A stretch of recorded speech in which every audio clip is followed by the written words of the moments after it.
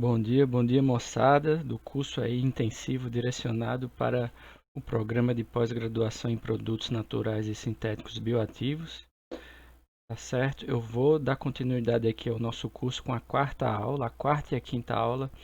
Eu vou abordar muito sobre estudos biomonitorados, tá certo? Vou explicar o que são estudos biomonitorados e como otimizar fitofármacos e desenvolver fitoterápicos. Também vou falar um pouco sobre controle de qualidade de drogas vegetais e de fitoterápicos, falar um pouco também sobre farmacopeia, etc.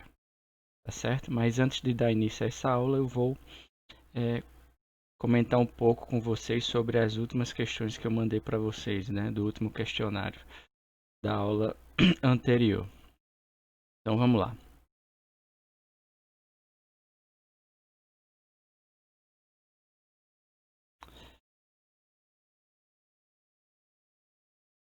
Bom, o questionário das aulas anteriores foi relacionado a cultivo, colheita e processamento de drogas vegetais. Falei um pouco sobre metabolômica de plantas e a sua aplicação na agronomia, né, e no cultivo e na produção de drogas vegetais, no caso aí plantas medicinais, né? Então, a primeira questão, qual a influência dos fatores edáfico-climáticos sobre a produção de drogas vegetais? Exemplifica a influência um fator edáfico, a influência de um fator edáfico e de um fator climático sobre a produção de drogas vegetais. Então vamos lá. Fatores edáfico-climáticos. Edáficos são fatores relacionados ao solo e climáticos relacionados ao clima. Esses fatores edáfico-climáticos, ou seja, os fatores relacionados ao solo e ao clima, eles influenciam diretamente na produção de metabólitos primários e secundários de qualquer planta. No caso das plantas medicinais, isso é importante, uma vez que a gente só deve coletar a nossa planta medicinal quando ela estiver produzindo o seu biomarcador, o seu composto majoritário que tem influência terapêutica correlacionada com a sua espécie vegetal, tá certo? Então, um exemplo de fator edáfico é o adubamento, né? Adubação.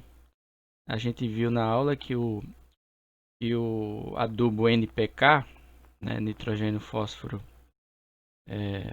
potássio, ele é de suma importância para a produção dos biomarcadores da Cordia verbenácea, que foi a espécie que proporcionou aí para a gente o nosso primeiro fitoterápico brasileiro, que foi produzido em parceria com o Laboratório Axê, Federal de Santa Catarina, com o Laboratório Axê. Um exemplo de fator climático relacionado à produção de drogas vegetais, a gente pode citar o quê? Fotoperíodo, né? Fotoperíodo. A gente vê aí que plantas de clima temperado, elas precisam de um fotoperíodo maior para que elas consigam se desenvolver e apresentar florescência, frutos, etc. Tá certo? E muitas vezes essa época de florescência ou a flor em si é a droga que procura para fazer o seu derivado de droga vegetal. Então, questão 2. Defina o que significa o estudo de ontogenia química e qual a sua importância na produção de drogas vegetais e fitoterápicos. Então, ontogenia química nada mais é do que um estudo em que se avalia qualitativa e quantitativamente todos os compostos ou boa parte dos compostos de uma espécie vegetal ao longo do seu processo de desenvolvimento. Por quê? Para que a gente possa saber qual é o melhor momento, qual é a melhor época de colheita, em qual estágio ou estádio de desenvolvimento aquela planta se encontra, qual é o melhor estágio de desenvolvimento que aquela planta se encontra, para que a gente possa coletar e obter assim uma droga vegetal com biomarcadores em concentrações adequadas e possam proporcionar a sua ação terapêutica de forma eficaz. Certo? Então, o estudo de ontogenia química é primordial para que a gente tenha aí ou se certifique é da qualidade da droga vegetal, que proporciona uma droga vegetal de qualidade. O que significa propagação sexuada e propagação assexuada? Quais as vantagens e desvantagens de cada tipo de propagação? Então, propagação sexuada, também conhecida como semeadura, é um tipo de propagação onde você vai plantar diversos indivíduos com genomas diferentes, certo? Cada semente vai germinar e cada semente tem um genoma diferente. Logo, a produção dessas espécies, a germinação e o cultivo dessas espécies, elas vão ter a mesma espécie, porém uma carga genética diferente. Essa carga genética diferente pode resultar em uma heterogeneidade, né, maior. Logo, pode proporcionar talvez uma produção de drogas vegetais com biomarcadores em menor quantidade ou talvez em maior quantidade também. A questão vai ser incerto, certo? Porém, essa variabilidade genética, ela proporciona o quê?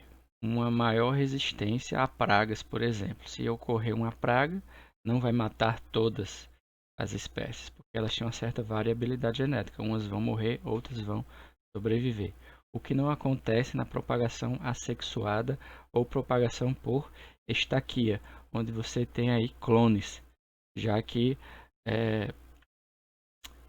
a propagação é feita por estacas, ou seja, por órgãos derivados de um único órgão matriz, certo?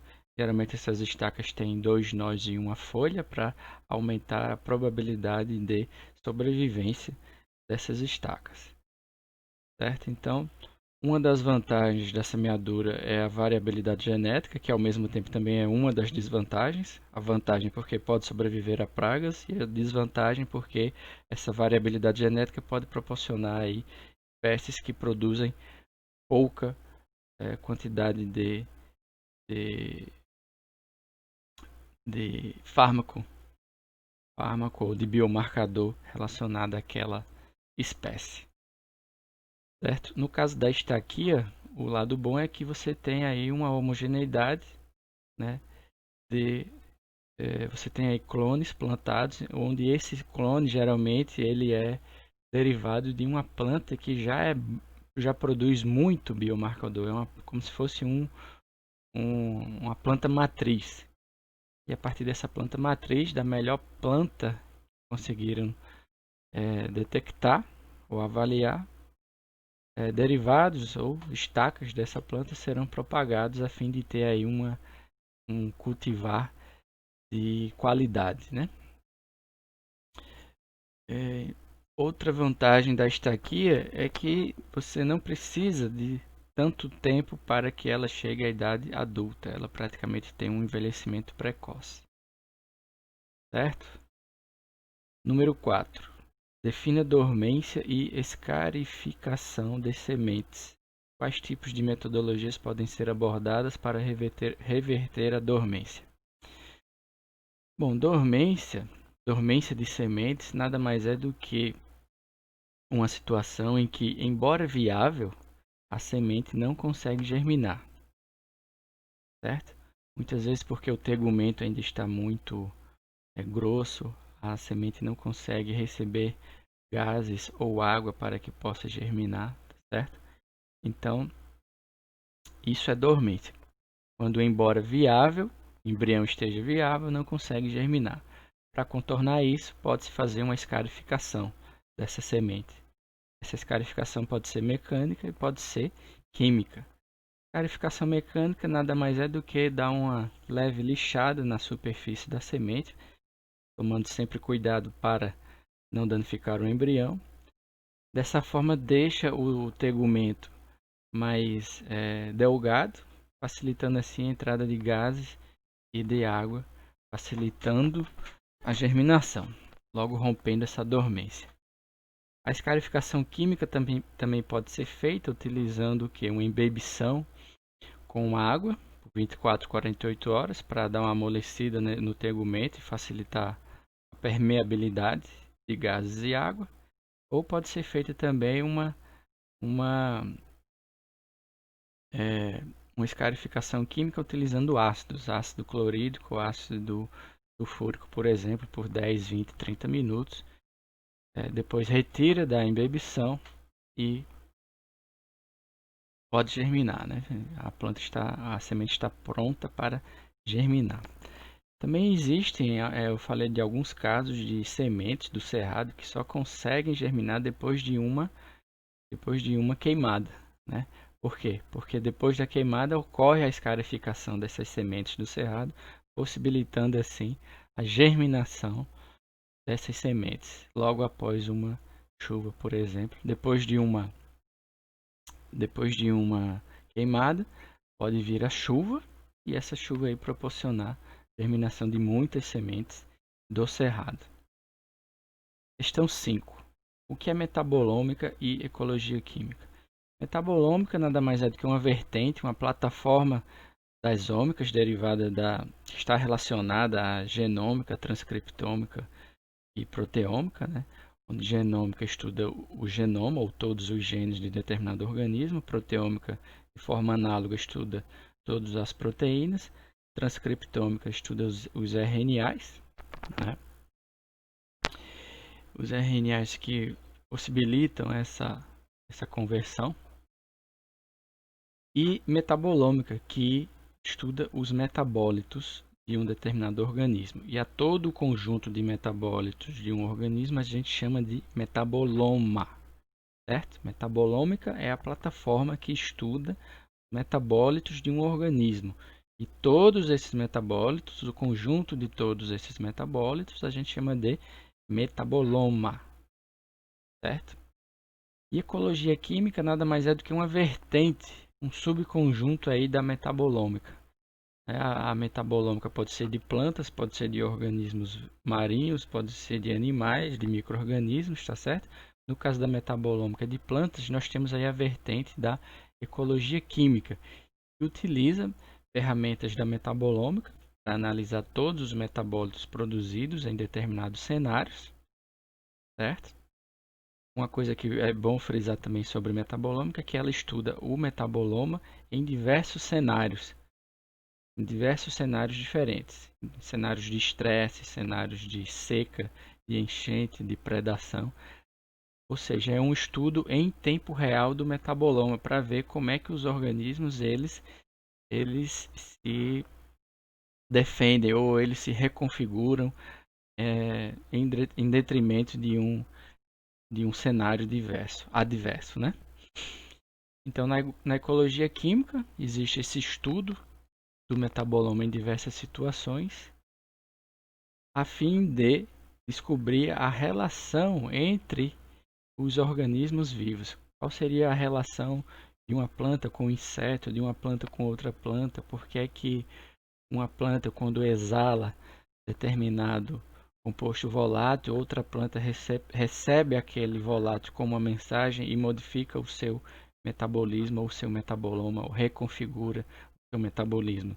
Tudo isso é feito através de estudos em tempo real do metaboloma dessas plantas ou de plantas e insetos, tá certo? Ou de plantas com determinados adubos ou de plantas com determinadas latitudes, longitudes, plantas com determinado grau de radiação que estão recebendo determinado grau de radiação. Então, analisando todos os metabolomas em todos esses cenários diferentes, a gente consegue fazer uma história, correlacionar todos esses metabólitos produzidos e bolar uma história, e essa história que a gente quer saber. A ecologia química quer saber a relação entre planta, inseto, planta com o meio ambiente em geral. Certo? Questão 6. Sobre o mecanismo de defesa geral das plantas. Descreva o que é defesa indireta, defesa direta induzida e defesa direta constitutiva. Exemplifique cada tipo de defesa mencionado. Então vamos pelo mais fácil. Defesa direta constitutiva. Defesa direta constitutiva é aquela defesa que pode ser através de órgãos, através de constituintes físicos da planta, órgãos físicos da planta que vão protegê-la contra predadores, como por exemplo espinhos e tricomas. certo? Isso é um tipo de defesa direta constitutiva física.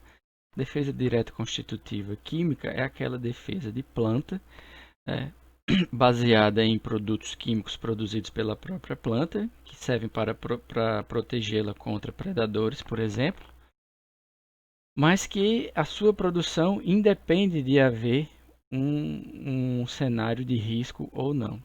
Ela já produz, havendo cenário de risco ou não, havendo predação ou não, certo? Eu citei aí para vocês os glicosídeos cianogenéticos, que são produzidos e armazenados, e uma vez quando predadas, os glicosídeos cianogenéticos liberam cianeto, fazendo com que o predador não continue com a sua herbivoria.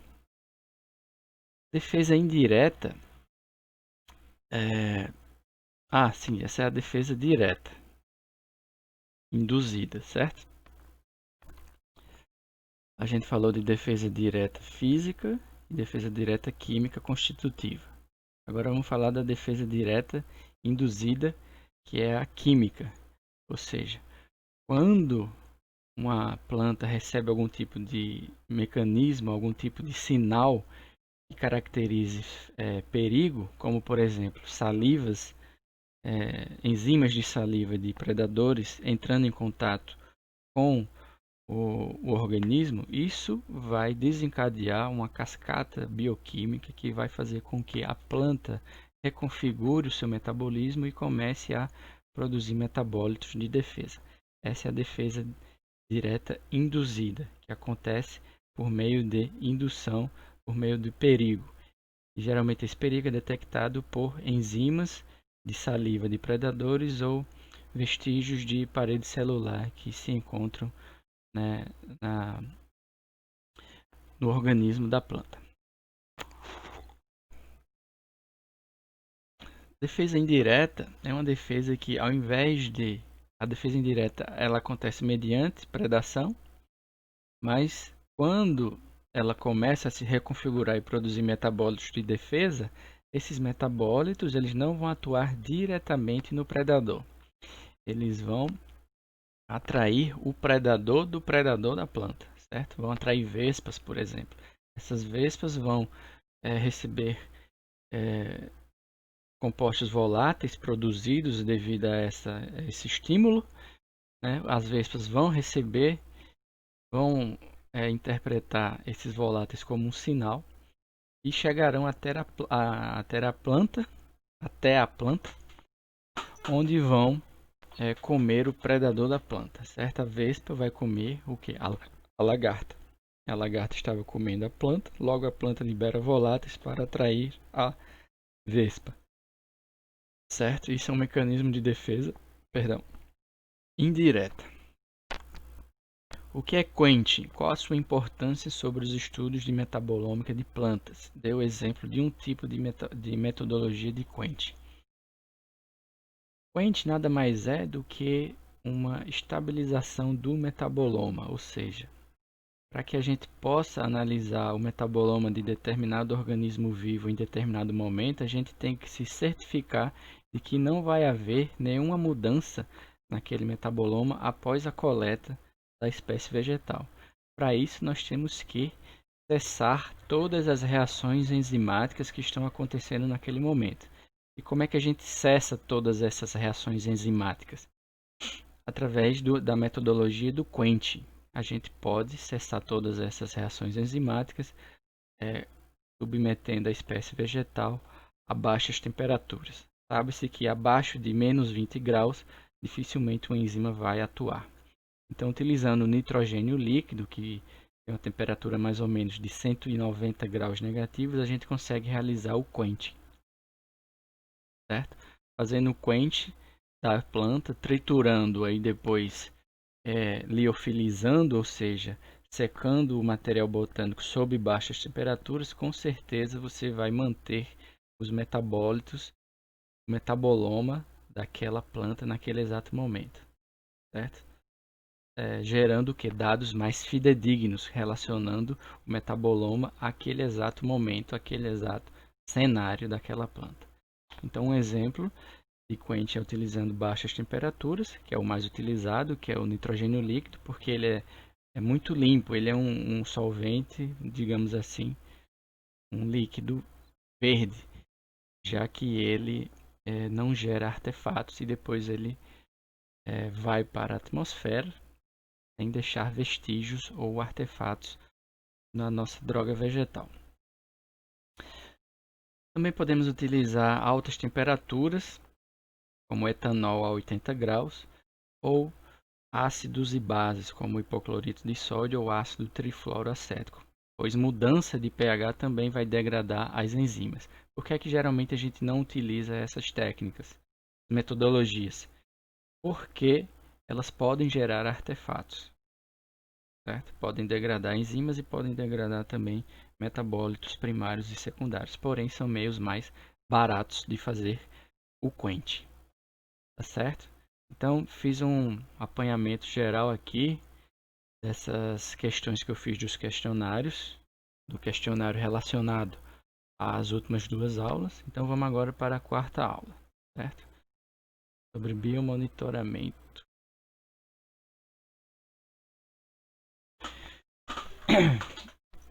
Então a gente falou sobre fitoterápicos, a gente falou sobre plantas medicinais mais utilizadas, como é que a gente geralmente desenvolve um design experimental partindo de uma planta para chegar até um fitofármaco ou um fitoterápico, certo?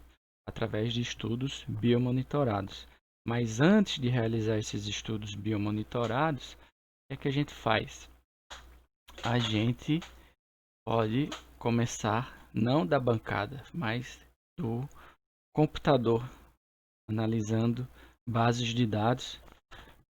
Creio que o professor Barbosa deu uma aula para vocês aí sobre bases de dados. É muito importante você começar a partir de bases de dados a fazer sua pesquisa, porque aí você consegue saber tudo que já foi estudado sobre determinada espécie que você pretende estudar. Para quê? Para você não chover no molhado, para você saber que realmente ninguém estudou, ninguém vai fazer o que você pretende fazer. Ninguém fez o que você pretende fazer.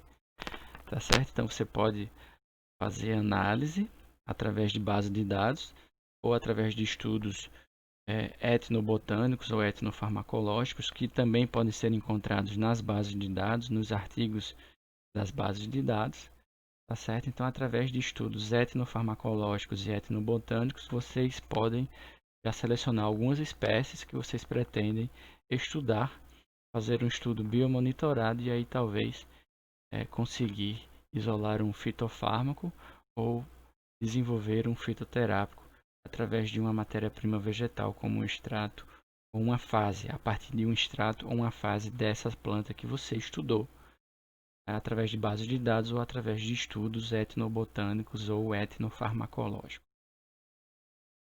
Então, aqui no Brasil, para vocês terem uma ideia da biodiversidade que nós temos, existem cerca de 250 mil espécies no mundo, onde estima-se que 45 mil estão no Brasil. 18% da biodiversidade das plantas encontram-se no Brasil, certo? Destas, 17 mil são consideradas endêmicas, ou seja, vocês só encontram aqui no nosso país. Pouco mais de 1.000 foram estudadas, pouco mais de 1.000 dessas 17 mil foram estudadas, dessas espécies endêmicas, ou seja, a gente tem muito ainda a aprender, muito ainda a estudar, muito ainda a explorar da nossa biodiversidade, certo?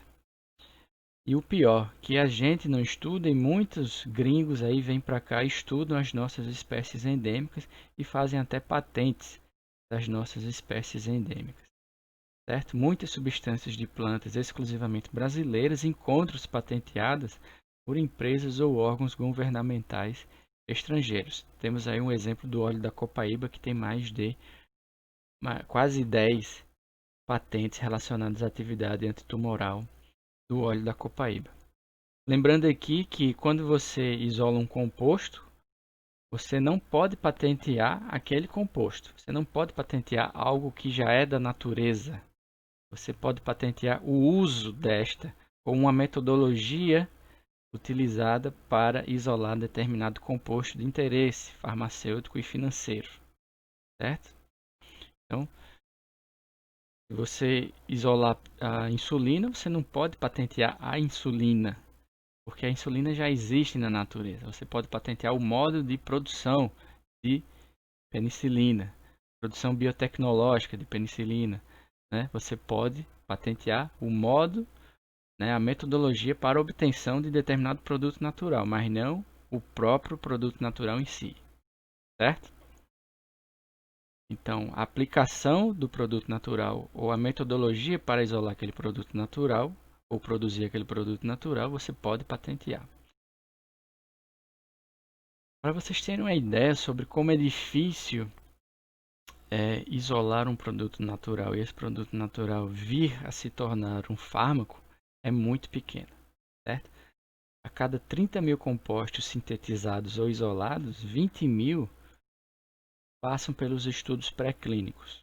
Desses 20 mil, 200 vão para a fase clínica 1, que é aquela fase clínica utilizada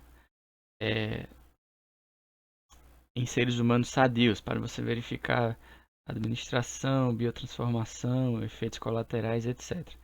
Fase clínica 2 já vão só 40 que passam. Fase clínica 3, 12, certo?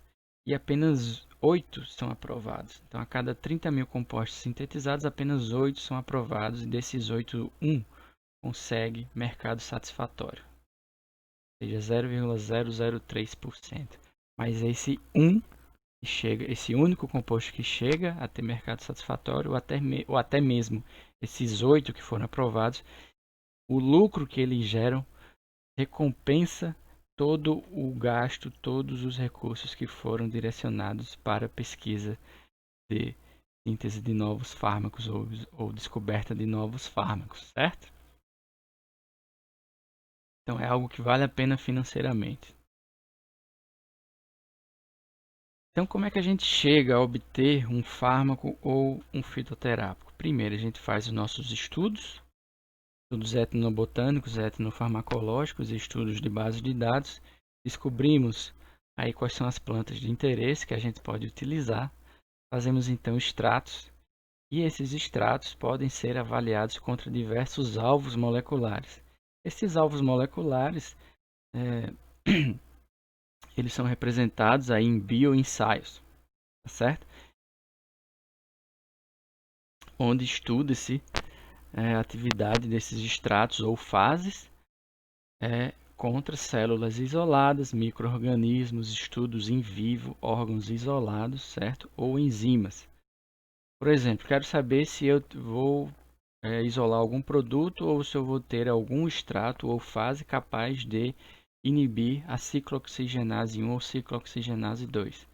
Então, faço um ensaio de alta demanda, um High Throughput Screening, com todos os meus compostos isolados ou com minhas fases e extratos, a fim de descobrir quais são os que proporcionam os melhores resultados.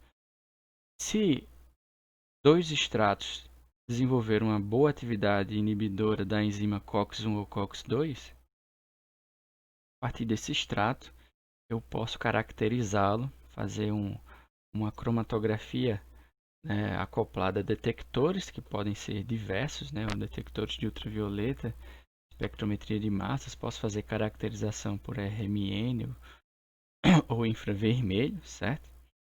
Posso caracterizar também o meu extrato utilizando o HPLC acoplado a ultravioleta, espectrometria de massas ou ressonância magnética nuclear, e aí caracterizar esse meu extrato.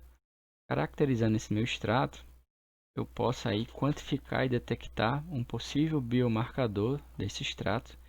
Uma vez quantificado esse biomarcador e detectado pelo menos a maior parte dos compostos do meu extrato, eu posso utilizar esse meu extrato padronizado dessa forma como matéria-prima para desenvolver aí um fitoterápico, certo? Ou eu posso continuar fracionando esse extrato, que teve hipoteticamente falando, que teve uma atividade inibidora da enzima COX-1 ou COX-2, posso continuar fracionando e verificando quais são as frações que têm a maior atividade.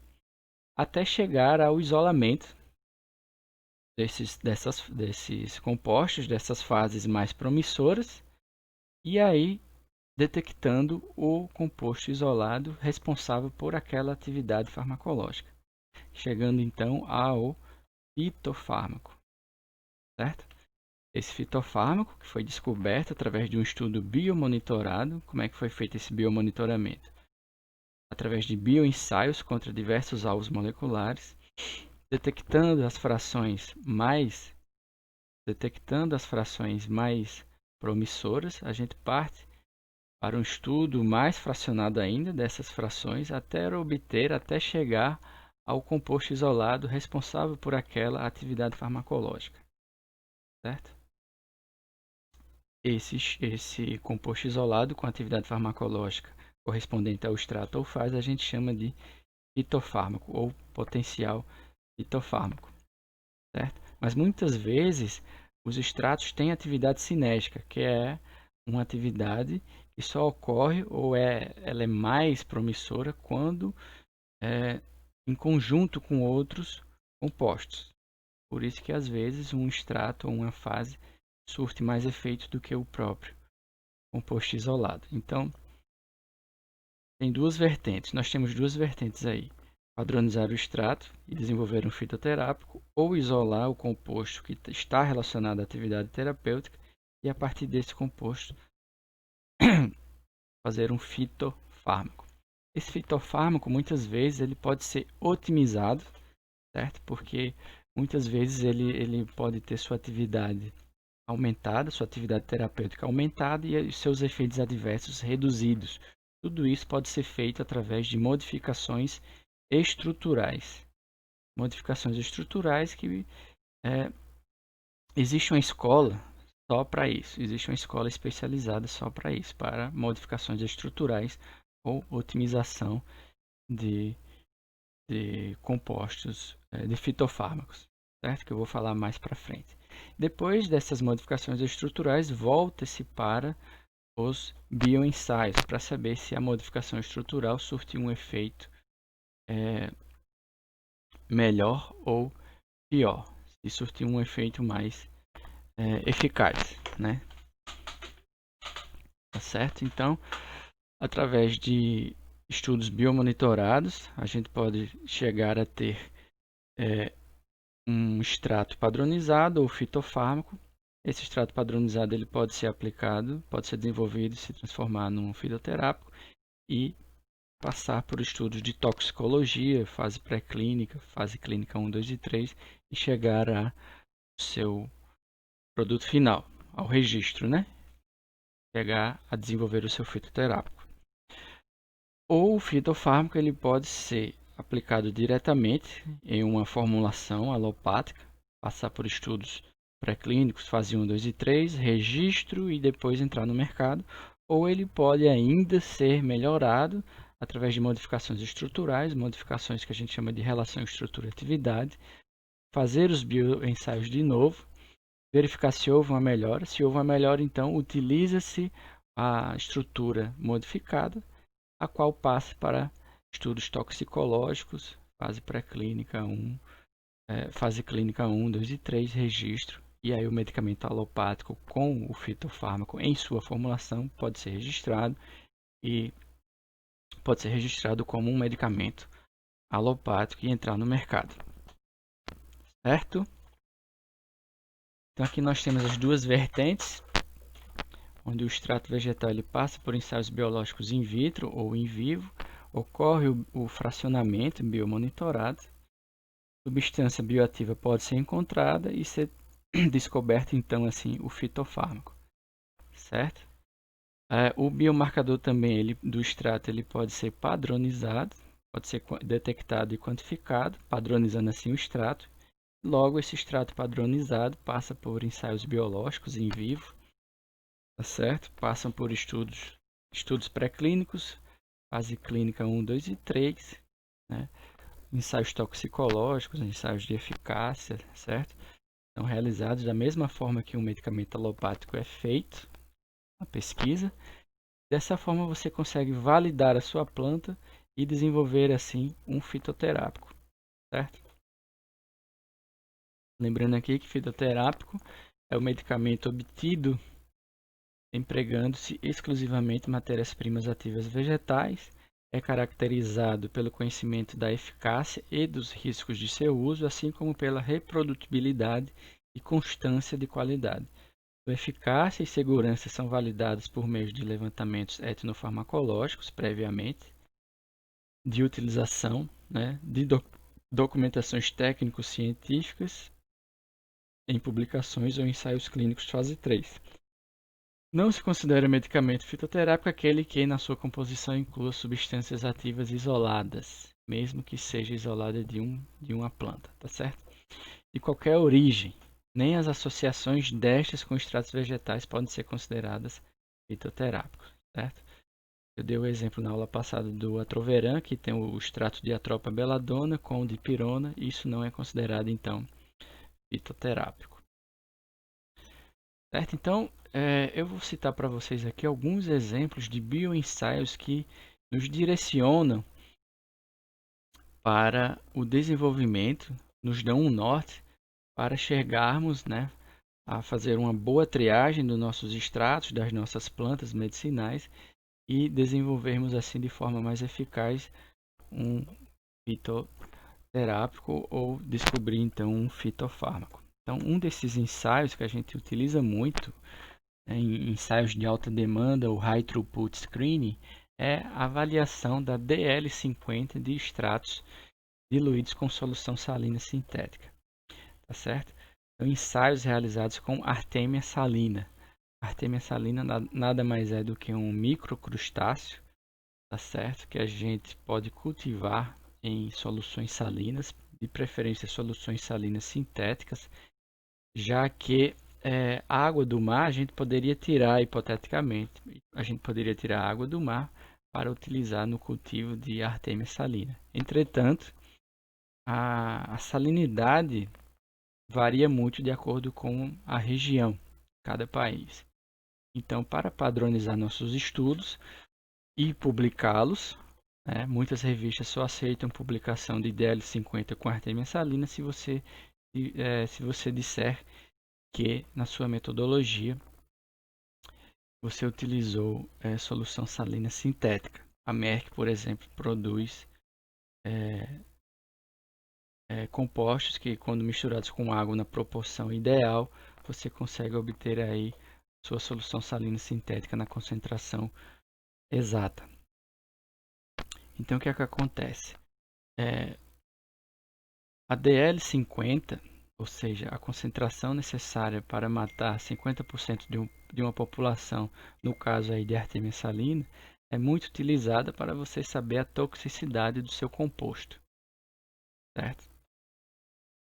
Essa correlação de toxicidade com Artemia salina, ela pode ser correlacionada com a ação citotóxica desses compostos contra tumores, ou seja, se eu tenho um fitofármaco que eu diluí numa concentração X, apliquei numa solução salina e vi que a DL50 era com a DL50 desse composto contra a Artemia salina era com a concentração muito baixa, ou seja, eu consegui uma DL50 com a concentração muito baixa, em nanogramas, por exemplo, isso significa que o meu composto ele é muito citotóxico. Certo? Ele é muito tóxico e ele está correlacionado com a citotoxicidade de tumores, ou seja, a probabilidade do meu composto ter uma atividade citotóxica contra tumores é alta. Certo? Então, o ensaio com Artemia salina já é uma espécie de triagem para saber se meu composto pode ter uma certa citotoxicidade contra tumores ou uma atividade contra, por exemplo, o Trypanosoma cruzi. Sabe-se disso também, que compostos que têm uma ótima DL50, ou seja, uma atividade de DL50 em baixas concentrações, ou seja, ele é muito potente, ele também pode ter uma ação citotóxica contra tumores ou contra Trypanosoma cruzi, por exemplo, certo? Outro exemplo de bioensaio muito utilizado para saber a toxicidade dos nossos compostos ou das nossas fases ou dos nossos extratos obtidos de planta é a avaliação da DL50 de extratos diluídos com água desclorada. A metodologia mais aplicada é água desclorada com 10 moluscos não infectados, tá certo? Você coloca nessa solução de água desclorada o seu composto na concentração ideal, na concentração que você deseja estudar, e depois de 24 horas coloca-se esses moluscos em um outro compartimento com água desclorada e avalia-se depois a sua DL50, tá certo? Então, o Bionfalaria glabrata, ele é como é que fala? Ele é, ixi, Maria.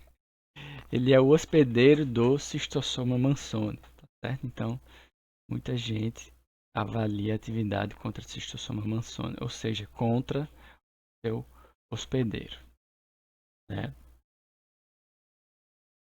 O meu professor do LTF, do IPFARM, na época do doutorado dele, se eu não me engano, ele conseguiu isolar um terpeno com uma grande atividade, uma DL50 muito potente, que poderia, que tinha uma atividade moluscicida pronunciada, certo?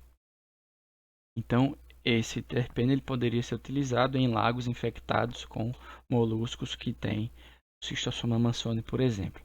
Mas aí qual impacto ambiental poderia gerar neste ecossistema, nesse pequeno ecossistema? Bom, isso aí eu já não sei informar, mas com certeza causaria um impacto ambiental, matando todos os caracóis, né, da Bionfalaria glabrata, certo? Por um lado, você elimina aquele ciclo reprodutivo do Schistosoma mansoni naquele pequeno ecossistema e, por outro lado, você vai interromper, vai causar algum tipo de dano aí àquele pequeno ecossistema. Bom, aqui nós temos um exemplo de fitofármaco que depois foi melhorado através de relações de estrutura e atividade, através de técnicas ou metodologias de química medicinal, até chegar a um fármaco que até hoje é utilizado na medicina, que é a varfarina. Então, essa história é interessante. Na década de 20, na América do Norte, verificou-se, né, pessoas que criavam gado na América do Norte verificaram que estava havendo uma grande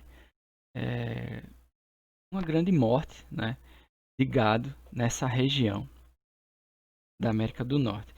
E viu-se que fazendo biópsia, verificou-se que fazendo biópsia de todos esses gados, verificou-se que eles estavam com hemorragia interna. Quando você abria todo esse gado, todos os gados, fazia autópsia do gado, você via que eles estavam com hemorragia interna grave. E aí, através de estudos observacionais, verificaram que esses gados que morreram de hemorragia interna comiam muito o trevo amarelo, que é o Melilotus officinalis.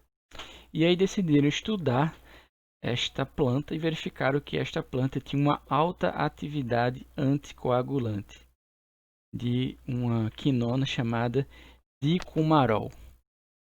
O dicumarol, mais para frente, ele foi modificado através de estudos de química medicinal de relação estrutura-atividade, chegando então a varfarina, que é um anticoagulante utilizado até hoje na medicina, né? E para vocês terem uma ideia, 1% da população vai utiliza ou vai utilizar anticoagulantes, certo? 1% da população, mais 8% dos idosos acima de 80 anos usam anticoagulantes de alguma maneira, certo? Não a varfarina, mas algum outro tipo de anticoagulante eles utilizam, tá certo? Então, esse é um exemplo de estudo observacional, certo? Que levou à descoberta de um fitofármaco que depois ele foi o quê? Otimizado, gerando assim um fármaco que depois foi aplicado em uma formulação de um medicamento alopático que passou por todos os testes de toxicologia, estudo pré-clínico, clínico, fase 1, 2 e 3, chegando à prateleira da farmácia, certo? Aqui nós temos um exemplo da caulerpina, que é um composto isolado, foi um composto isolado da Caulerpa racemosa, que é um tipo de organismo marinho muito encontrado aqui no litoral da Paraíba, tá certo? Foi isolado aqui por pessoas do nosso programa de produtos naturais e sintéticos bioativos. E essa caulerpina, vocês veem que tem uma estrutura bem diferente. Quem já viu, já estudou farmacognosia, deve estar pensando isso agora. Nossa, que estrutura química diferente, né? Nunca vi esse tipo de estrutura em plantas superiores. Mas em organismos marinhos é muito comum você encontrar anéis de 7, de 8, de 9, de 10 membros, anéis com cloro, anéis com bromo, tá certo?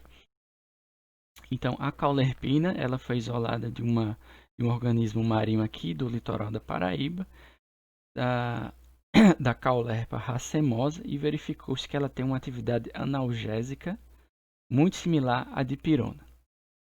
E por que não dizer que ela no futuro próximo aí pode ser substituída pela dipirona?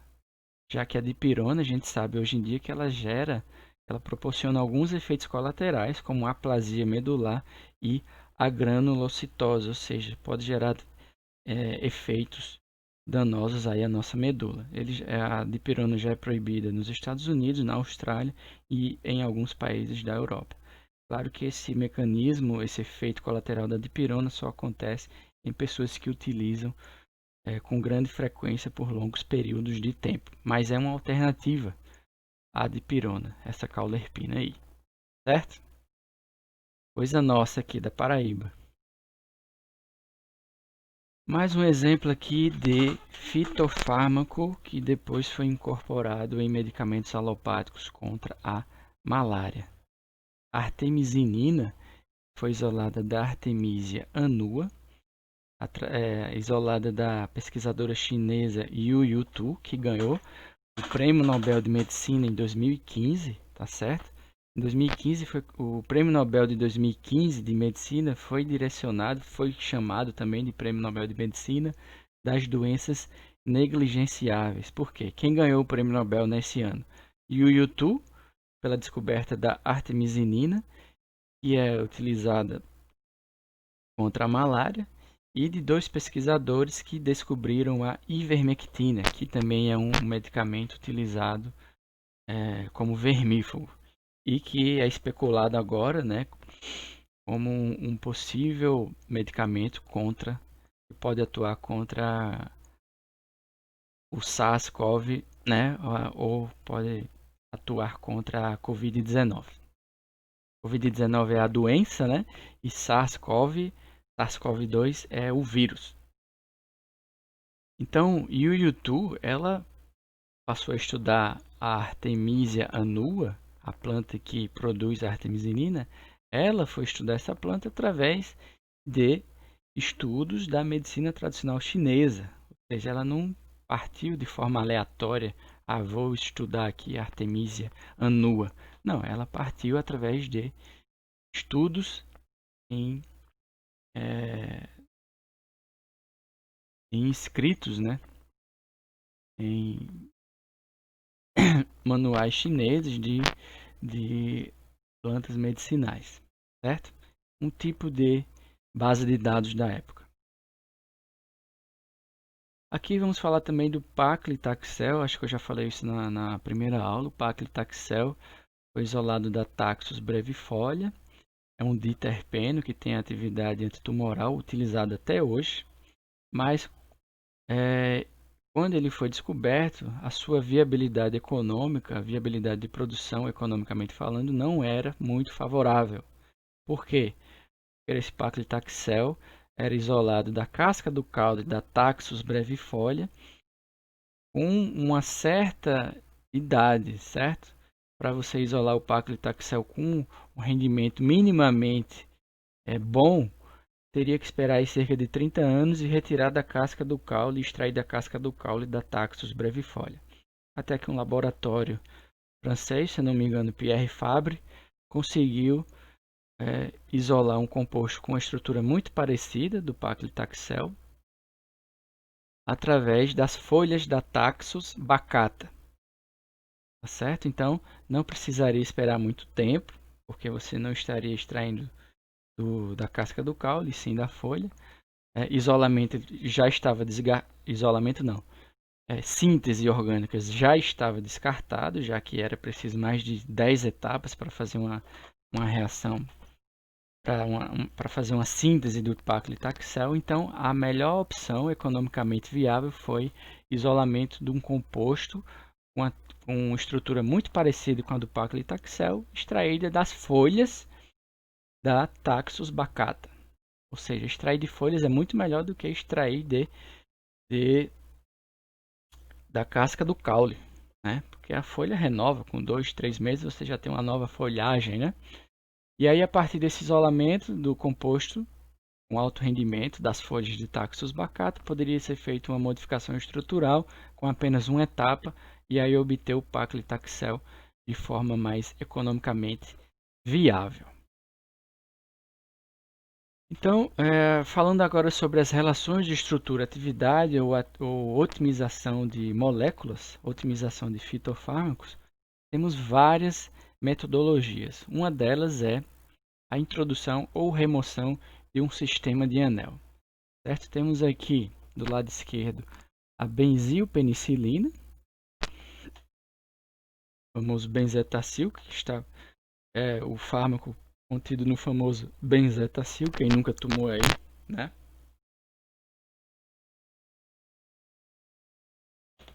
E o grupo farmacofórico, ou seja, a parte da estrutura da molécula que tem aquela capacidade de propor atividade terapêutica, ou seja, é aquela parte da estrutura química que vai interagir com o alvo molecular.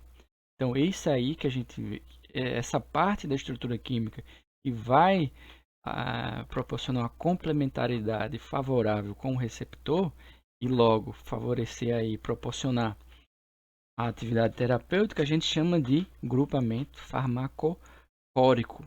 Não confundir com cromóforo. Cromóforo é diferente de grupamento farmacofórico. Cromóforo nada mais é do que uma região da molécula que absorve a região do ultravioleta, certo? Absorve a luz do ultravioleta.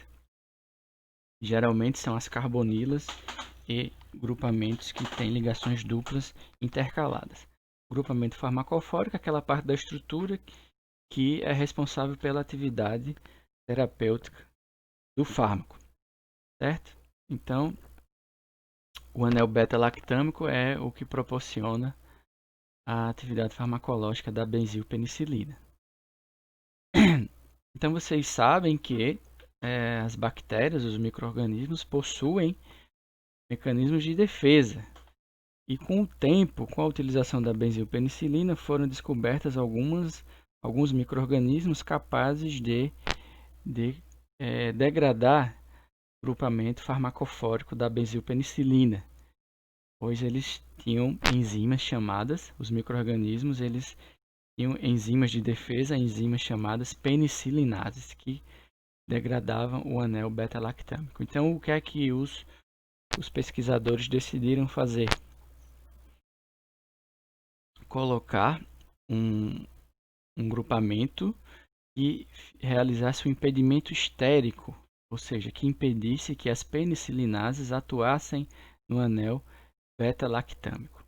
Dessa forma, protegendo assim o grupamento farmacofórico e mantendo desta forma a sua atividade terapêutica intacta, certo? Então, uma forma de contornar as bactérias resistentes ou as bactérias que produzem penicilinases foi fazer essa modificação estrutural, realizando esse impedimento estérico, impedindo que as enzimas atuassem no anel beta-lactâmico, certo? Então, um exemplo disso é a difenicilina, que é resistente às enzimas beta-lactamases produzidas por alguns micro-organismos resistentes à penicilina. Então, aí está um exemplo de otimização de fármaco através de relação estrutura, atividade. Mais precisamente, introdução ou remoção de um sistema de anel, favorecendo ou impedindo aí estericamente. Podemos também fazer uma alteração do número de grupamentos metileno em uma cadeia. Grupamentos metilenos são aqueles grupamentos que a gente também chama de CH2, certo? Deixa eu só pegar minha prancheta aqui.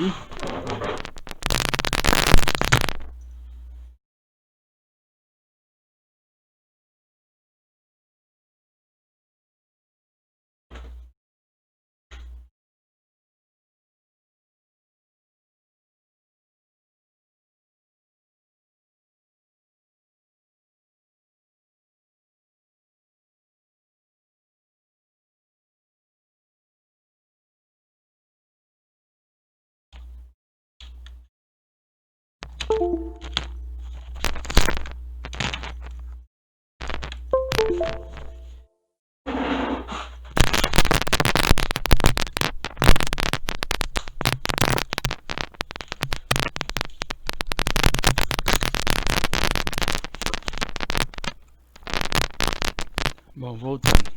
Vou instalar minha prancheta aqui, minha caneta. Bom, então, grupamentos metileno ou CH2, eles podem ser alterados. O seu número, a sua cadeia pode ser alterada, pode ser aumentada, pode ser diminuída. E isso vai refletir na ação farmacêutica, na sua ação terapêutica e também na sua toxicidade ou o modo como ela pode ser eliminada. A estrutura química pode ser eliminada do organismo, certo? Por exemplo, adicionar hidroxilas ou carbonilas em determinadas estruturas químicas favorece com que a estrutura se ligue ao ácido glicurônico, por exemplo, fique mais polar, fique mais fácil de ser eliminada pela urina, tá certo? Então, colocar agrupamentos como hidroxila ou ácidos carboxílicos diminui de certa forma a toxicidade de determinadas estruturas, certo? Isso é só um exemplo.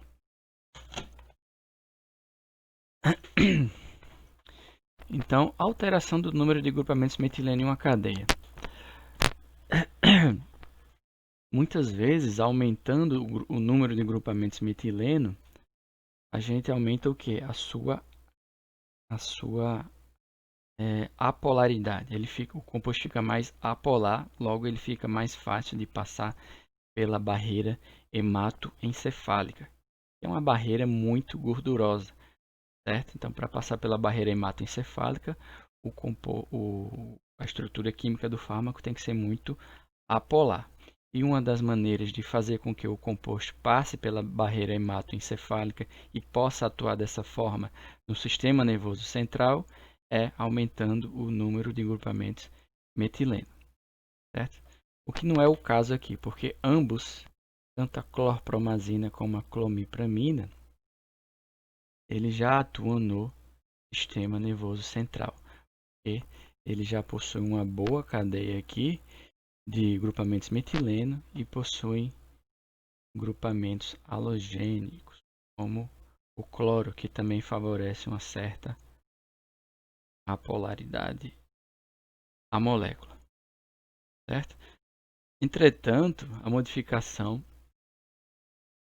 de número de grupamentos metilênicos, além de melhorar sua absorção ou eliminação, além de melhorar a absorção, no caso de adição de grupamentos metilênicos, ele também pode modificar o seu mecanismo de ação, certo? A clorpromazina é um antipsicótico e a clomipramina é um antidepressivo, tá certo? Então, aumentando ou alterando os grupamentos metilênicos, você também pode, além de modificar mecanismos de absorção e eliminação, você também pode modificar o seu mecanismo de ação, certo? No caso aqui nós tínhamos um enxofre que foi substituído por grupamentos metilênicos. Isso mais para frente eu vou falar mais para frente, mas eu vou falando aqui logo Isso é um tipo de isosterismo,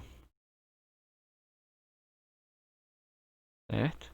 Isosterismo ou bioisosterismo, certo? Mais para frente eu vou falar aí para vocês.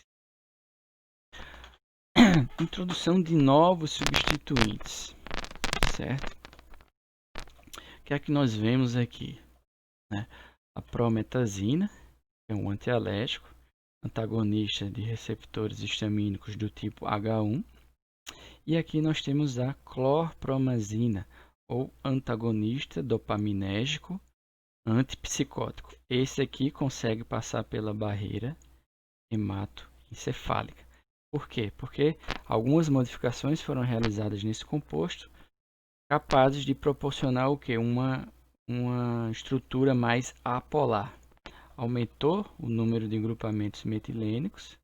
Além disso, introduziu um halogênio. Aumentou a sua capacidade de ser mais o quê?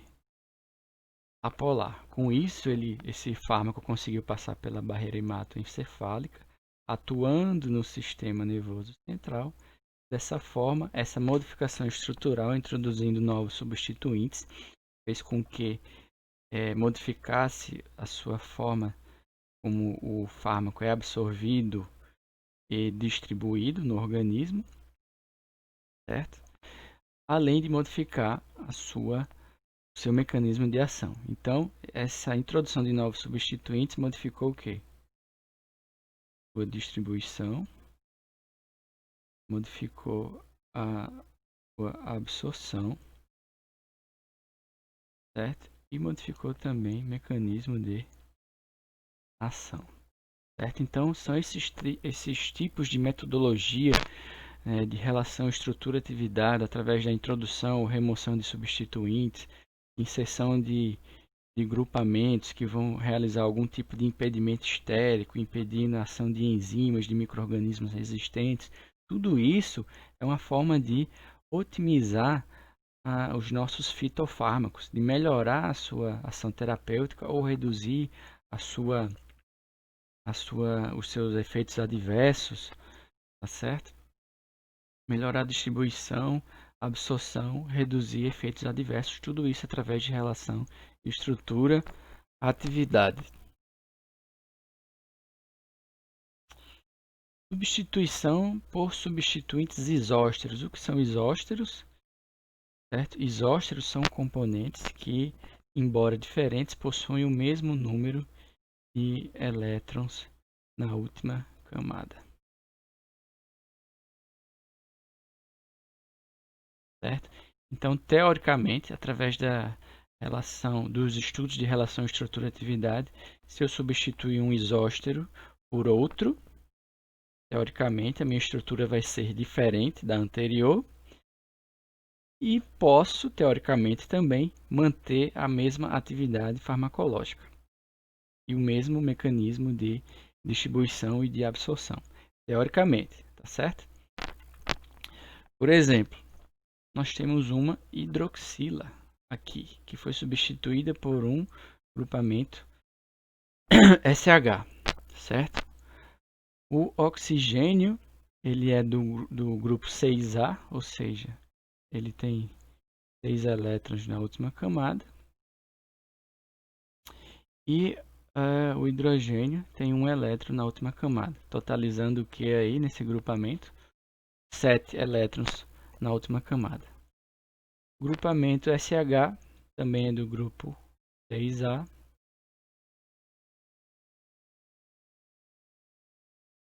Analogamente, possui o mesmo número de elétrons nas últimas camadas. Então, a gente pode dizer que um substituinte que tem o mesmo número de elétrons na última camada pode ser chamado de isóstero. E na teoria, que muitas vezes coincide com a prática, vai proporcionar aí uma ação farmacológica semelhante, absorção semelhante e efeitos adversos semelhantes. Então nós temos aqui a hipoxantina e a 6-mercaptopurina, que é indicado contra leucemia, tá certo? Então, nesse caso aqui, o mecanismo de ação foi diferente, baseado o quê?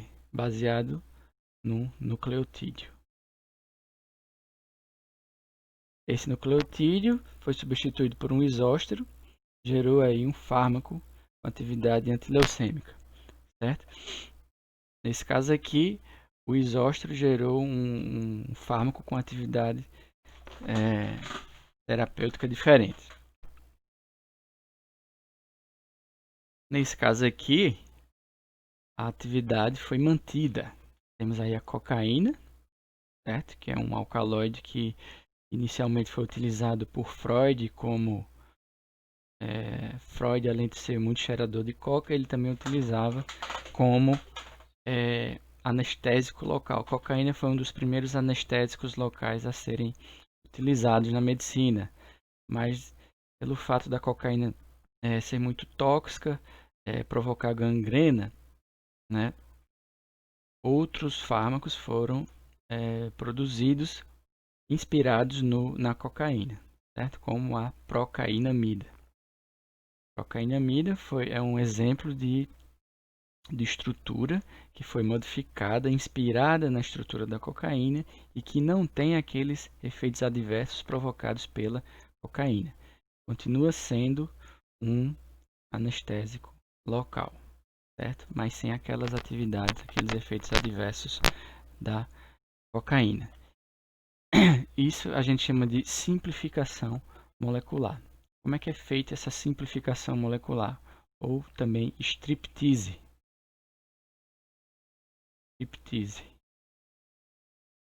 Striptease molecular. Bom, primeiro deve-se estudar de forma minuciosa a estrutura sobre a qual a gente deseja tomar como inspiração para fazer o novo fármaco, certo? Então, estudando minuciosamente a cocaína, deve-se descobrir o grupamento farmacofórico. Descobrindo o grupamento farmacofórico,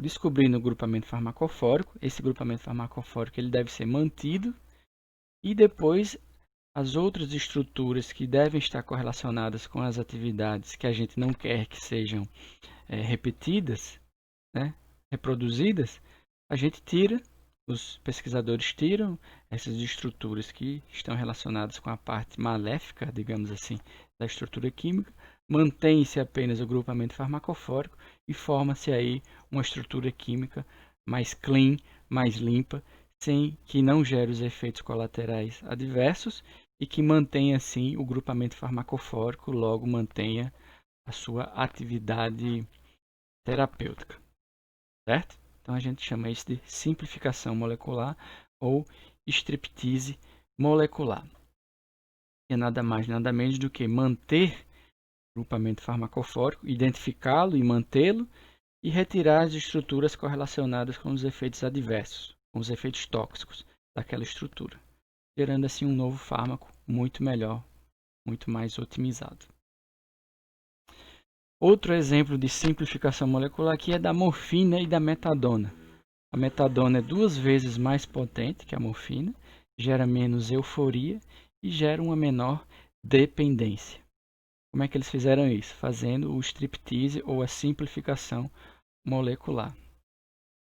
Certo? Eles descobriram o grupamento farmacofórico, né? Descobriram o grupamento farmacofórico, certo? Mantiveram o grupamento farmacofórico e retiraram aquelas partes das estruturas, aquela parte estrutural que ocasionava mais euforia, certo? E deixaram o grupamento farmacofórico intacto. Fizeram algumas modificações, geraram dessa forma maior potência, menos euforia e menor dependência, porque as estruturas relacionadas à euforia e à dependência foram retiradas na simplificação molecular. Então, eu falei para vocês que substituir um substituinte, um grupamento por um isóstero, pode proporcionar uma estrutura química com os mesmos mecanismos de ação, com a mesma absorção, com a mesma atividade terapêutica, porém vai ser uma estrutura química diferente, com a mesma atividade terapêutica, com a mesma absorção. Isso gera o que a gente chama de fármacos Me Too, fármacos eu também, certo?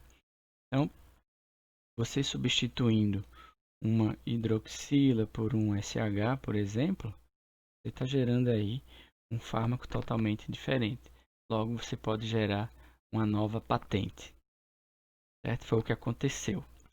Em 1974, a empresa SmithKline produziu, através de um estudo pioneiro, a cimetidina. Cimetidina, que é um fármaco utilizado, ele é um anti-ulcerogênico, certo? Muito utilizado em receptores histamínicos do estômago. Logo, a Glaxo, que era um laboratório, praticamente um laboratório na época de garagem, eles conseguiram sintetizar, fizeram o fármaco Me Too, certo? E conseguiram sintetizar a ranitidina, que foi um composto com atividade terapêutica um pouco melhor que a cimetidina, porém eles não utilizaram a quantidade de recursos que a SmithKline fez para bolar esse tipo de estrutura química, e aí conseguiram colocar no mercado a ranitidina. Hoje em dia, GlaxoSmithKline é uma empresa só, tá certo? Mas esse aqui é um exemplo de componente Me Too, tá certo? Outro exemplo de isóstero, vamos ver aqui um exemplo de isóstero que eu posso exemplificar para vocês. CH3 tem quantos elétrons aqui na última camada? 4 com 3, 7. CH3 dá 7. Também pode ser substituído por OH, certo? Que também vai dar 7 elétrons na última camada. Então, todos esses substituintes, todos esses grupamentos podem ser isósteros. Tá certo? Então, esses são mecanismos de química medicinal muito utilizados para otimização de fitofármacos, para o melhoramento de fármacos, né? Através de introdução de grupamentos que vão realizar impedimentos estéricos, impedindo a ação de enzimas digestoras, por exemplo, simplificação estrutural. A gente também falou aqui de isosterismo. Então, mecanismos de química medicinal podem ser utilizados para otimizar fármacos. Posteriormente, podem ser aplicados em formulações de medicamentos alopáticos e aí serem, após o registro, claro, serem introduzidos, inseridos no mercado. Aqueles bioensaios também que eu falei para vocês, com Artemia salina ou com caramujos do tipo Bionfalaria glabrata, também podem ser utilizados além de serem utilizados em fitofármacos, também podem ser utilizados com extratos e fases de plantas, já almejando aí o desenvolvimento de fitoterápicos. Então, quando a gente descobre um extrato ou uma fase de uma espécie vegetal que tem alguma atividade terapêutica interessante, o que é que a gente faz? A gente estuda esse extrato, detecta os compostos, quantifica os compostos majoritários, que são os biomarcadores que estão relacionados à atividade terapêutica daquela espécie medicinal, e aí você consegue padronizar esse extrato. Padronizando-o, você consegue utilizá-lo como matéria-prima ativa vegetal em formulações de fitoterápicos. Por que isso? Porque padronizando, você para desenvolver um fitoterápico tecnologicamente elaborado, você tem que, primeiramente, antes de tudo, padronizar o seu extrato. Se não padronizar o extrato, não consegue registrar a sua matéria-prima vegetal e os seus componentes, a sua formulação, como um fitoterápico, tá certo? Então, eu tenho que padronizar previamente o meu extrato, a minha fase, saber a quantidade de biomarcadores que tem no meu extrato, na minha fase, para depois desenvolver o meu fitoterápico. Por quê? Porque eu tenho que saber com certeza a concentração de biomarcadores existentes na minha composição, para que eu possa dessa forma prescrever para o meu paciente, hipoteticamente falando, uma dose terapêutica eficaz e segura. Para que eu possa prescrever uma dose terapêutica eficaz e segura, eu tenho que saber a concentração existente na minha matéria-prima vegetal. Certo? Para eu saber quanto eu tenho de biomarcador na minha matéria-prima ativa vegetal, eu tenho que padronizar o meu extrato. Padronizando como? Detectando e quantificando os meus biomarcadores. Como é que eu faço isso? Através de estudos de cromatografia acoplada a detectores como ultravioleta ou espectrometria de massas. Certo? Então aqui nós temos um exemplo de extrato seco de Panax ginseng. Cápsulas de 500 mg. Como é que eu sei que esse extrato é padronizado? Porque eu sei que essas cápsulas de 500 mg possuem, cada cápsula de 500 mg possui 15 mg de ginsenosídeos, que são os biomarcadores do Panax ginseng. Dessa forma, sabendo a concentração de ginsenosídeos, eu posso prescrever de forma segura e eficaz o extrato seco de Panax ginseng para os meus pacientes. Certo? Isso vai fazer com que eleve exponencialmente o tipo de matéria-prima vegetal ativa que você está vendendo ou o tipo de fitoterápico que você está vendendo. Compare uma garrafada de Panax ginseng com um extrato seco padronizado de Panax ginseng. Isso se chama agregar valor ao seu produto com tecnologia que a gente pode dizer que nem é tecnologia de ponta, é apenas uma tecnologia mais rebuscada. Aqui nós temos um exemplo de composto de fitoingrediente, de fitocosmético, certo? Chamado arbutin. O arbutin ele é isolado da uva ursi e ele é utilizado como inibidor da tirosinase. A tirosinase é uma enzima que está envolvida no processo de melanogênese, ou seja, no processo de formação de melanina. Logo, o arbutin, inibindo a tirosinase, ele vai atuar como um clareador ou despigmentante. Ou seja, muitas pessoas vaidosas, a maioria mulheres, mas também tem homens que já estão utilizando clareadores ou despigmentantes, utilizam arbutin, também tem outros compostos como ácido cógico. Cadê a minha caneta? O ácido cógico também é um despigmentante. Temos também aqui o arbutin, que é o inibidor da tirosinase. Então isso aqui é um exemplo de fitocosmético, de fitofármaco utilizado em fitocosmético, certo? Fitofármaco ou fitofármaco não, aquele não é um fármaco, né? É um fitocosmético utilizado como fitoingrediente de uma formulação cosmética, certo? Aqui nós temos um exemplo de um cosmético, seria, como é o nome disso? Esfoliante. A gente tem um exemplo aqui de um esfoliante, cuja formulação é composta de esferas vulcânicas na base, né? A sua base tem esferas vulcânicas na proporção de 50 mg de esferas vulcânicas para cada grama de base.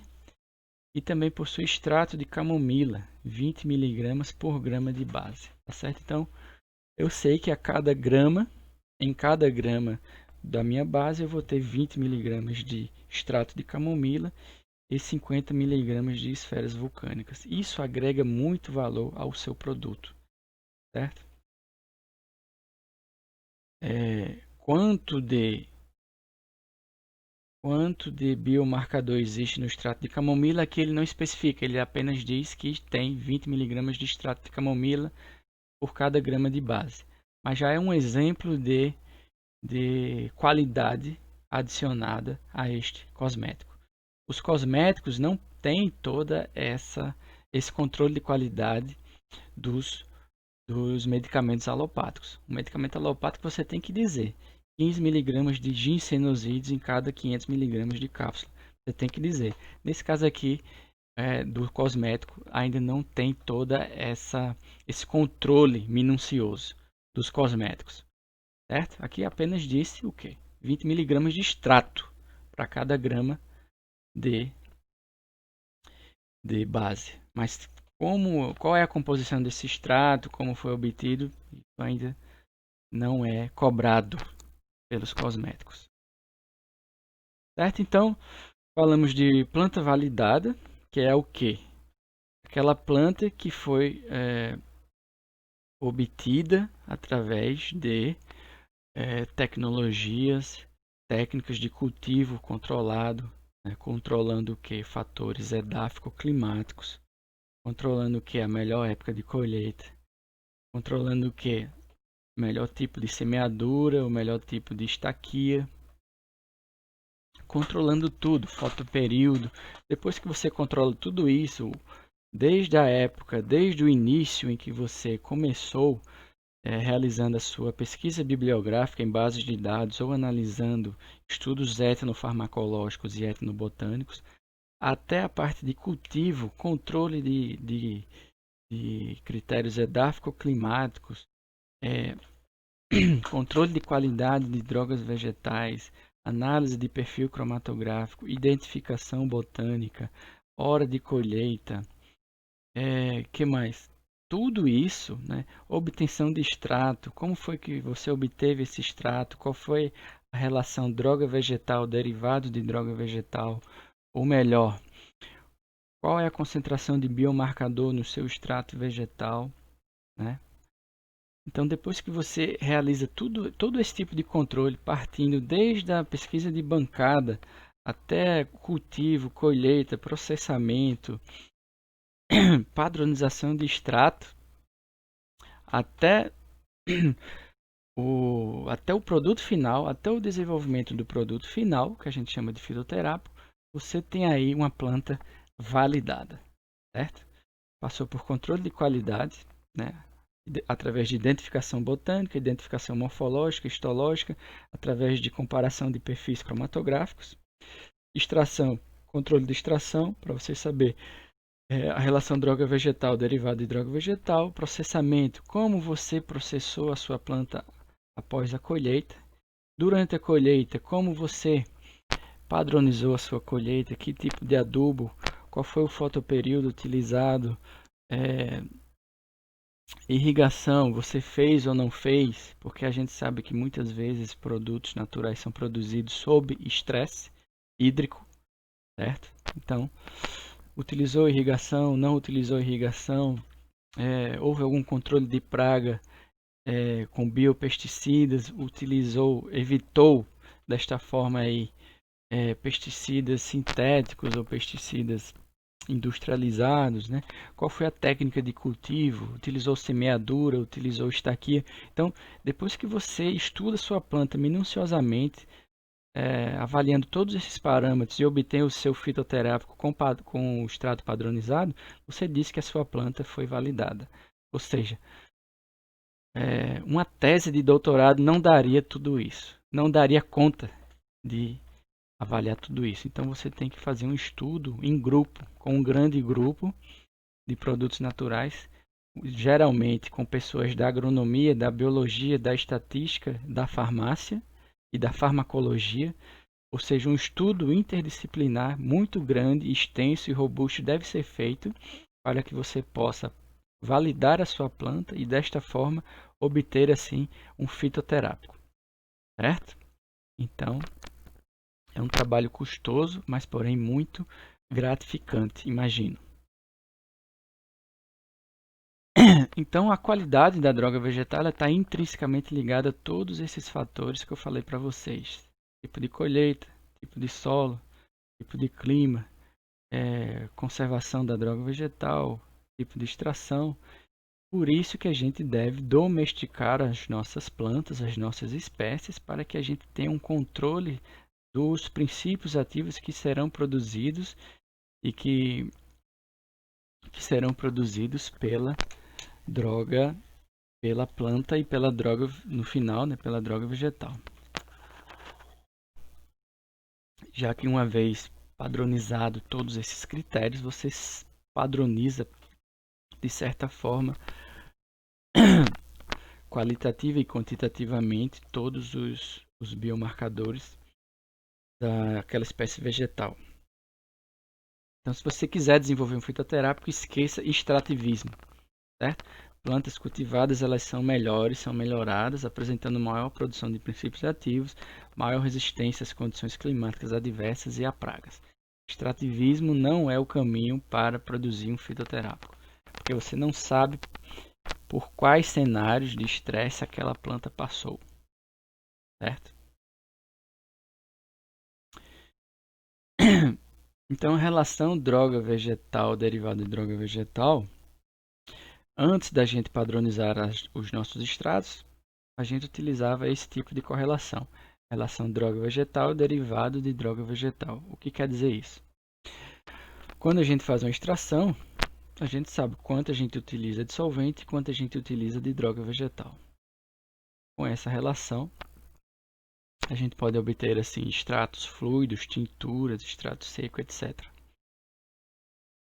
O extrato fluido, a gente sabe que para cada derivado de droga vegetal, nós temos 1 grama de droga vegetal, ou seja, para cada grama que foi utilizado, para cada grama de droga vegetal que foi utilizado na extração, foi utilizado 1 ml de solvente extrator. Então, aquela solução extrativa, a gente chama de extrato fluido, porque ela vai ter o equivalente a 1 grama de droga vegetal. 1 ml vai ter o equivalente a 1 grama de droga vegetal, certo?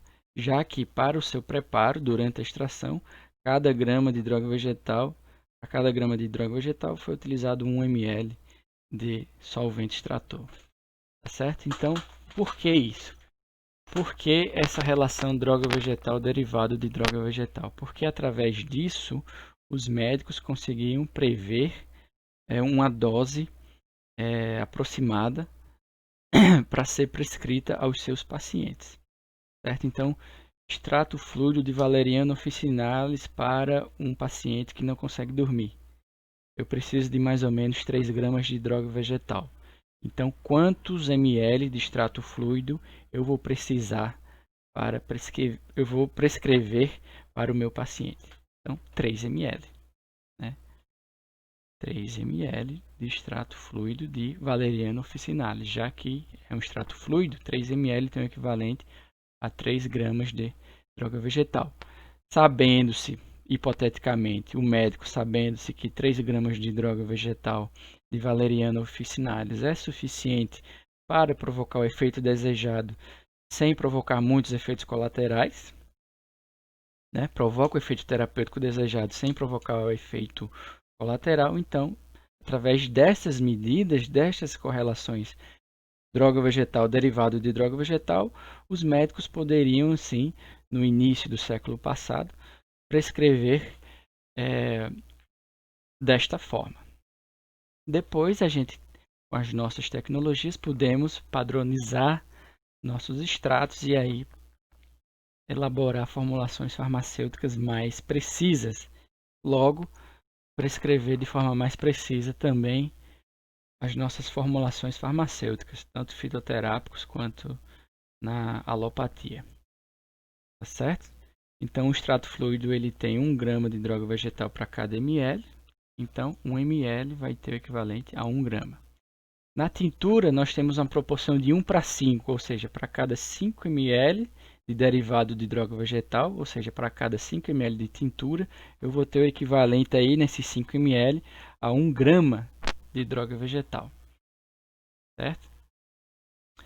Já no extrato seco é o contrário, né? Ele fica a droga vegetal ela fica muito mais concentrada do que o seu derivado de droga vegetal. Eu vou explicar isso de forma melhor mais para frente. Então, derivados de droga vegetal, temos vários, né? A alcoolatura, por exemplo, é uma preparação obtida pela maceração de plantas frescas, ou seja, não é através da maceração de droga vegetal, mas sim de plantas in natura, plantas frescas, com álcool concentrado. Por que álcool concentrado? Né? Álcool 100%. Porque como eu estou fazendo uma extração com plantas frescas, as plantas podem ter até 90% de água em sua composição, certo? Então, para que a solução extrativa final não esteja muito diluída, utiliza-se o álcool concentrado com as plantas frescas para chegar assim a uma alcoolatura em torno aí de 40 a 50% de álcool, de concentração final de álcool, de etanol. Certo? Muito utilizado em plantas que perdem a sua ação terapêutica após a secagem, ou seja, após a secagem essa planta perde a sua atividade terapêutica. Então, para manter a sua atividade terapêutica, realiza-se uma alcoolatura e não uma maceração, por exemplo. Proporção realizada de droga vegetal derivado de droga vegetal é de 1:1, certo?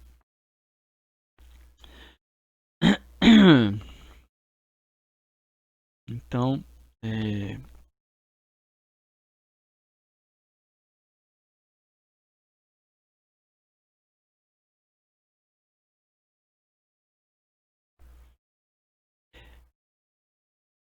vamos lá, derivados de droga vegetal.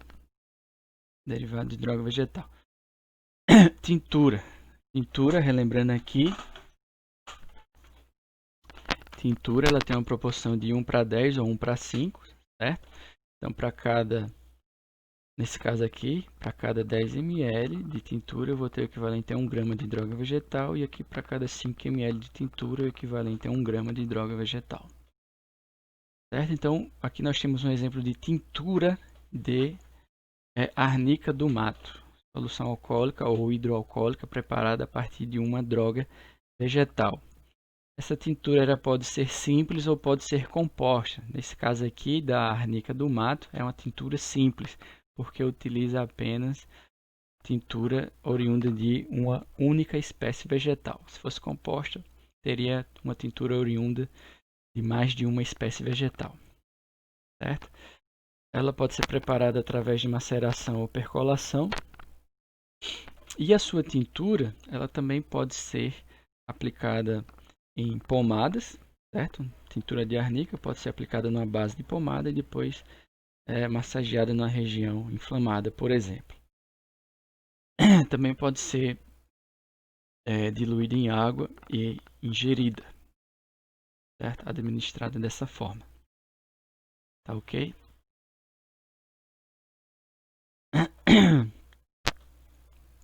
Então, isso é um exemplo de tintura de arnica do mato. Seu extrato hidroalcoólico tem cerca de 0,2 ml de tintura de arnica para cada ml de solução. Certo? Ou seja, aí tem uma proporção de 1:5.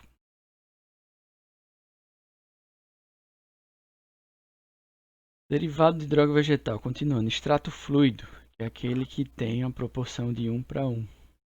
1 grama de droga vegetal para 1 ml. Então, um extrato bruto líquido obtido da mesma forma que a tintura, certo? Sendo que a diferença é que a proporção é de 1:1. 1 grama de droga vegetal para 1 ml de como é que fala? Derivado de droga vegetal. Certo? Então nós temos aí um exemplo de extrato fluido de castanha da Índia, certo? Logo você vê aqui, ó, 1 ml por ml, certo? 1:1. 1 grama de droga vegetal para cada ml, certo? Esse é um exemplo de extrato fluido, 1 ml por ml. Esse é um exemplo típico de extrato fluido. Você confirma através desta concentração. Quando a gente vai elaborar um fitoterápico, nós temos 4 possíveis solventes mais utilizados: etanol, água, suas diferentes concentrações de etanol e água, assim como propileno glicol e glicerina, certo? Então nós temos extratos glicólicos, extratos hidroglicólicos, tá certo? Então esses são os 4 tipos de solventes mais utilizados em preparações farmacêuticas de fitoterápicos, certo? Então, o extrato glicólico ele é obtido através da preparação por maceração da droga vegetal com um solvente hidroglicólico, propileno glicol ou glicerina, tá certo? A proporção geralmente vai de 10 a 20%. 1 para 5 ou 1 para 10, certo? Ok? Extrato seco. Extrato seco é um extrato geralmente obtido através da secagem de um extrato fluido ou de uma tintura, formando assim um pó concentrado. Certo? É um sólido pulverulento ou granulado apresentado sob a forma de pó. Geralmente seu teor de água está aí entre 2% e 8%. E ele pode ser preparado através da liofilização de um extrato fluido ou de uma tintura, por exemplo, ou de qualquer solução extrativa, ou através de secagem por atomização do extrato fluido ou tintura, né? Através de spray dryer ou secagem em leito fluido. A proporção vai variar, mas pode chegar até a 50 para 1, 50 gramas de droga vegetal para cada grama de pó, tá certo? Então os extratos secos eles têm essa característica, eles são mais concentrados. Isso favorece o que? A posologia com menores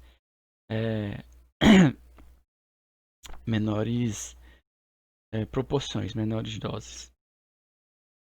Aqui nós temos um exemplo da Cisampelo sympodialis ou milona, que é uma planta muito estudada aqui pela nossa pós-graduação, também conhecida como orelha de onça. A sua solução extrativa ela pode ser seca por atomização ou por spray dryer.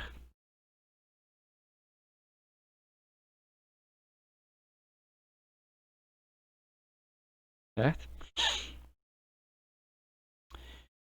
Então o que é que acontece? Essa solução extrativa ela passa por um atomizador, um nebulizador, que vai transformar esse fluxo de líquido em pequenas gotículas solvatadas. Essas gotículas representam o que?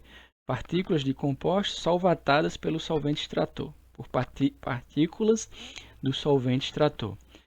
Né? Após a nebulização, elas são submetidas por um curto período de tempo a uma temperatura entre 100 e 120 graus Celsius, certo? Que vai fazer com que ocorra a dessolvatação e passem apenas aí para o segundo estágio os compostos dessa solução extrativa. Geralmente eles são muito higroscópicos após a dessolvatação. Para evitar a higroscopicidade, certo? Para manter a característica tecnológica do pó, mistura-se, logo após a dessolvatação, mistura-se esses compostos com sílica, certo? E essa sílica vai dar uma característica, ele age como um adjuvante farmacotécnico e vai dar uma certa estabilidade para o nosso pó, para o nosso extrato seco. Tá certo? Então esse pó, esse extrato seco, ele pode ser encapsulado e depois ser prescrito para os pacientes. Certo? No caso aqui, a Cisampelos tem uma atividade broncodilatadora. Certo? Então, qual é a vantagem do extrato seco em relação ao extrato fluido? O extrato fluido ele é altamente homogêneo, fácil de calcular a dose, a absorção é rápida, já que ele já está solubilizado, é fácil de administrar e pode ser incorporado em xaropes, cremes, pomadas e compressas, como eu dei o exemplo aí para vocês da tintura de arnica. As desvantagens é que, como ele está numa solução, pode acontecer precipitação, ele tem uma menor estabilidade físico-química, o produto vai ter um menor prazo de validade. Existe a necessidade de mascarar o sabor com edulcorantes, por exemplo, e tem a presença de álcool, certo? Que não é indicado para pessoas que têm alcoolismo e para crianças. Já o extrato seco, ele é muito mais concentrado, ele é mais estável, já que ele passou por... o seu pó, ele está com um adjuvante farmacotécnico, geralmente, que é a sílica, e você pode reduzir posologias, né? Você pode aí prescrever, ao invés de 5, 10 ml, prescrever uma cápsulazinha com 500 mg, 1 mg ou 1 grama, tá certo? Desvantagem é que a sua obtenção é mais cara. Então, vamos supor que eu tenha aqui um extrato fluido. Logo, o extrato fluido é o que? 1 grama de droga vegetal para cada ml do meu extrato fluido. Passa por uma bomba aqui, um fluxo contínuo desse extrato fluido. Chega ao nosso nebulizador, um ar quente vai fazer com que ocorra a dessolvatação dos líquidos do solvente e chegue apenas aqui o meu pó composto cujo componente é apenas dos compostos da droga vegetal. Para evitar a higroscopicidade, mistura-se esse pó com sílica, um adjuvante farmacotécnico. Mas aí você pode perguntar, professor, vai passar por 120, 100 graus Celsius, esses compostos solubilizados no extrato fluido vão entrar em contato com o ar quente a 120 graus Celsius. Não pode degradar compostos termolábeis? Será que não degrada? Então, como eles passam de forma muito rápida por essa câmara de ar quente, compostos termoláveis continuam mantendo suas características, eles não são degradados, certo? Isso é uma das vantagens do spray dryer. Bom, então vamos supor que aqui no coletor eu chegue a ter, aqui eu comece com 500 ml de extrato fluido e aqui chegue 50 gramas, certo? Então aqui, nesses 500 ml eu tinha o equivalente a 500 gramas de droga vegetal, já que no extrato fluido cada ml é equivalente a 1 grama de droga vegetal. Então aqui eu tenho 500 gramas de droga vegetal. Passou por todo esse processo de dessolvatação, etc. Entrou em contato com o adjuvante farmacotécnico, chegou aqui 50 gramas.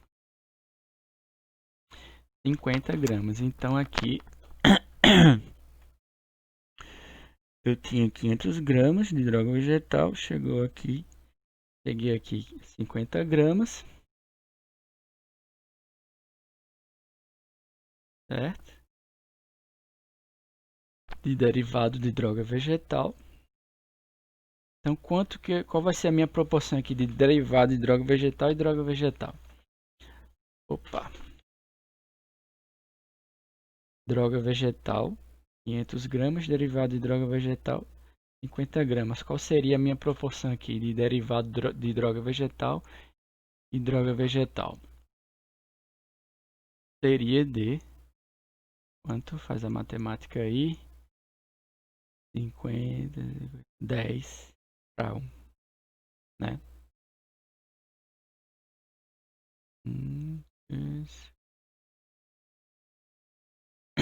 Então seria 10 gramas de droga vegetal para cada grama de derivado de droga vegetal, ou seja, houve aqui uma concentração. Esse meu derivado de droga vegetal foi concentrado, possibilitando assim menores posologias. No extrato fluido eu tinha 500 gramas de droga vegetal para cada grama, ou para 500 ml. Tinha 1 grama para 1 ml. 500 ml, 500 gramas de droga vegetal e 500 ml de derivado de droga vegetal. Aqui nós continuamos com 500 gramas de droga vegetal, porém em 50 gramas de derivado de droga vegetal. Com isso, eu aumentei minha concentração de componentes no meu derivado de droga vegetal, na proporção de 10:1. Eu vou ter 10 gramas de droga vegetal para cada grama de derivado de droga vegetal. Cada grama de pó de cápsula é equivalente a 10 gramas de droga vegetal, tá certo? Mas aí você me pergunta, professor, e nesses 10 gramas, nesses equivalentes a 10 gramas de droga vegetal, quanto de biomarcador eu devo ter? Aí você tem que fazer toda aquela análise por cromatografia em coluna para se certificar que o seu biomarcador está nas concentrações adequadas.